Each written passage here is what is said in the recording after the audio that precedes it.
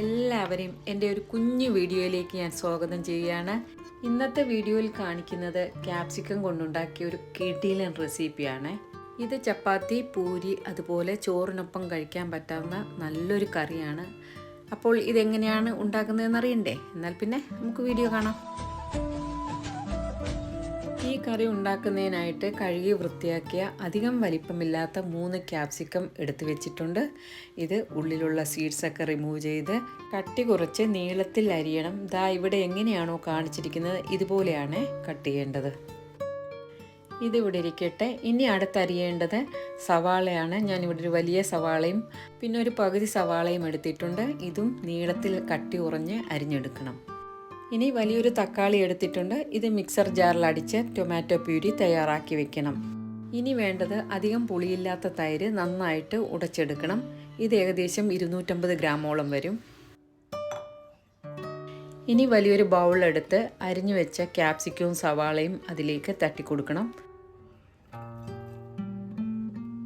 ഇതിലേക്ക് കുറച്ച് ഉപ്പ് ചേർത്ത് കൊടുക്കാം. 1/4 സ്പൂണിൽ താഴെ ആയിരിക്കണം. ഇനിയും ഉപ്പ് ചേർക്കേണ്ട ആവശ്യമുണ്ട്. അതുപോലെ 1/2 സ്പൂൺ മുളക് പൊടി. ഇത് കാശ്മീരി മുളക് പൊടിയും എരിവുള്ളതും മിക്സ് ചെയ്തതാണ്.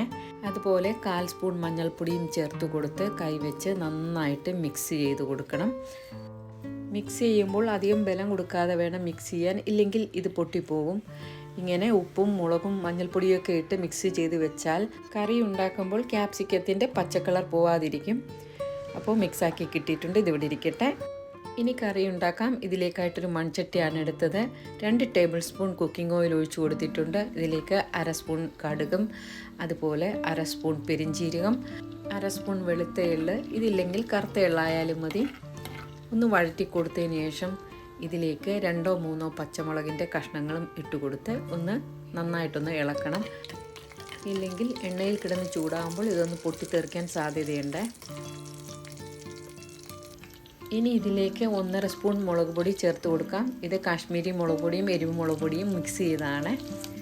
കുറച്ച് കറിവേപ്പിലയും ചേർത്ത് കൊടുത്ത് ഒന്ന് വഴറ്റിയതിന് ശേഷം ഇതിലേക്ക് 2 ചെറിയ സ്പൂൺ ജിഞ്ചർ ഗാർലിക് പേസ്റ്റ് ചേർത്ത് കൊടുക്കാം. ഇതില്ലെങ്കിൽ ഇഞ്ചിയും വെളുത്തുള്ളിയും ചതച്ചത് ചേർത്ത് കൊടുത്താലും മതി. 1 മിനിറ്റ് നന്നായിട്ടൊന്ന് വഴറ്റിയതിന് ശേഷം ഇനി ഇതിലേക്ക് 1 സ്പൂൺ കടലമാവ് ചേർത്ത് കൊടുക്കണം.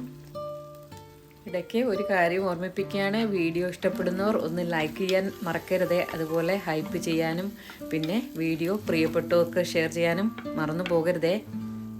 കടലമാവ് നല്ലതുപോലെ ഒന്ന് മൂത്തതിന് ശേഷം ഇനി ഇതിലേക്ക് 1/4 സ്പൂൺ മഞ്ഞൾപ്പൊടി, 1 ചെറിയ സ്പൂൺ ഗരം മസാലപ്പൊടി ഇവയെല്ലാം ചേർത്ത് കൊടുത്ത് നന്നായിട്ട് മണം വരുന്നവരെ ഒന്ന് വഴറ്റണം. ചേർത്ത് കൊടുത്ത മസാലപ്പൊടി മൂത്ത് പാകമാകുമ്പോൾ ഇതിലേക്ക് നേരത്തെ തയ്യാറാക്കി വെച്ച ടൊമാറ്റോ പ്യൂരി ചേർത്ത് കൊടുക്കണം. ചേർത്ത് കൊടുത്ത ടൊമാറ്റോ പ്യൂരി നന്നായിട്ട് വഴന്ന് എണ്ണ തെളിഞ്ഞ് വരുമ്പോൾ ഇനി ചേർത്ത് കൊടുക്കേണ്ടത് നേരത്തെ അരിഞ്ഞ് മിക്സ് ചെയ്ത് വെച്ച ക്യാപ്സിക്കത്തിൻ്റെയും സവാളയുടെയും കൂട്ടാണ്. ഇത് ചട്ടിയിലേക്ക് തട്ടിക്കൊടുത്തപ്പോൾ നിറയെ ഉള്ളതായിട്ട് കാണുന്നുണ്ടെങ്കിലും വെന്ത് പാകമായിട്ട് വരുമ്പോൾ ചട്ടിയുടെ പകുതി അളവിലേ കാണുകയുള്ളൂ. മസാലക്കൂട്ട് നല്ലതുപോലെ മിക്സാക്കിയതിന് ശേഷം ഇനി ഇതിലേക്ക് കുറച്ച് വെള്ളം ഒഴിച്ചു കൊടുത്തതിന് ശേഷം നല്ലതുപോലെ തട്ടിപ്പൊത്തി വെച്ച് ഒരു 5 മിനിറ്റോളം വേവിക്കണം. 5 മിനിറ്റ് കഴിഞ്ഞ് തുറന്ന് നോക്കാം. ഇവിടെ ക്യാപ്സിക്കമൊക്കെ നന്നായിട്ട് വെന്ത് ഉടഞ്ഞ് മസാലയുമായിട്ട് മിക്സായിട്ടുണ്ട്. ക്യാപ്സിക്കം ഇവിടെ നല്ലതുപോലെ വെന്ത് സോഫ്റ്റായിട്ടും അതിൻ്റെ കളർ കുറഞ്ഞിട്ടില്ല. ഇനി ഇതിലേക്ക് കുറച്ച് ഉപ്പ് ചേർത്ത് കൊടുക്കണം. നേരത്തെ ഒരു പ്രാവശ്യം ഉപ്പ് ചേർത്തതാണ്, അതുകൊണ്ട് നോക്കിയിട്ട് വേണം ചേർക്കേണ്ടത്. ഉപ്പ് ചേർത്ത് നന്നായിട്ട് മിക്സ് ആക്കിയതിന് ശേഷം ഇനി ചേർത്ത് കൊടുക്കുന്നത് നേരത്തെ ഉടച്ച് മാറ്റി വെച്ച തൈരാണ്. ഇത് നല്ലതുപോലെ ഉടച്ചെടുത്ത് ചേർക്കണം. അതുപോലെ അധികം പുളിയൊന്നും കാണരുത്.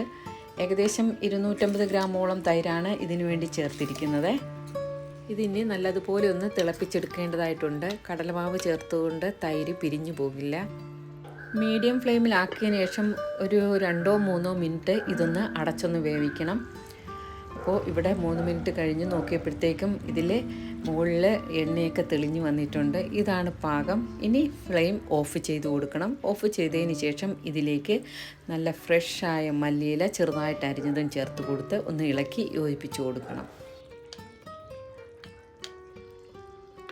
ഫ്ലെയിം ഓഫ് ചെയ്താലും ഇത് ചട്ടിയുടെ ചൂടിലിരുന്ന് കുറച്ച് നേരം തിളച്ചുകൊണ്ടേയിരിക്കും. എന്നിട്ടിത് ചട്ടിയുടെ ചൂട് കൊണ്ട് നന്നായിട്ട് വറ്റി കുറുകിയ ഗ്രേവിയോടുകൂടി കിട്ടും. എങ്ങനെയുണ്ട് ക്യാപ്സിക്കം കറി? നിങ്ങൾക്ക് ഇഷ്ടമായോ? അതുപോലെ ഇത് ചോറിന് മാത്രമല്ല എല്ലാത്തിൻ്റെയും കൂടെ സൈഡ് ഡിഷായിട്ട് ഉപയോഗിക്കാൻ പറ്റാവുന്ന വളരെ രുചികരമായ ഒരു കറിയാണ്. അപ്പോൾ എല്ലാവരും ഒന്ന് ട്രൈ ചെയ്ത് നോക്കുക, എന്നിട്ടതിൻ്റെ ഫീഡ്ബാക്ക് അറിയിക്കുക.